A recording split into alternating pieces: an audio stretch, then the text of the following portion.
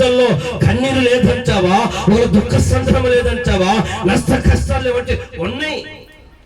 మన కన్నీటికి ఒక విలువ ఉందండి. విలువైన వాటిని మానవులు ఏం చేస్తారు, దాచిపెడతారు. మన కన్నీళ్ళు కూడా ఎలాంటి అంటే అది చాలా విలువైనది.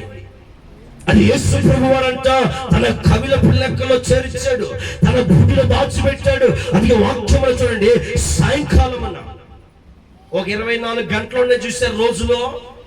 నువ్వు భయపడదల్లో వస్తున్న కష్టానికి భయపడద్దు, వస్తున్న శ్రమలకు భయపడద్దు, వచ్చిన వ్యాధులకు భయపడద్దు, వచ్చిన రోగాలకు భయపడద్దు, వచ్చిన అపనిందలకు భయపడద్దు, వచ్చిన అవమానము కొరకు భయపడకూడదు. భయపడాల్సి వస్తే యేసయ్య రాకడంటే ఒకటి ఖచ్చితంగా ఉంది. యేసు ప్రభు ఖచ్చితంగా దిగుతాడు. ఆయన తన వారిని స్వాస్యాన్ని ఆయన తీసుకొని వెళ్తాడు. అయితే నేనేం చేయాలో తెలుసా, దేవుని వాక్యం అంటా ఉంది. అయితే నన్ను తీసుకెళ్తాడా లేదా, ఇది ఒక్కటే నాకు భయం అయ్యా. చూడండి,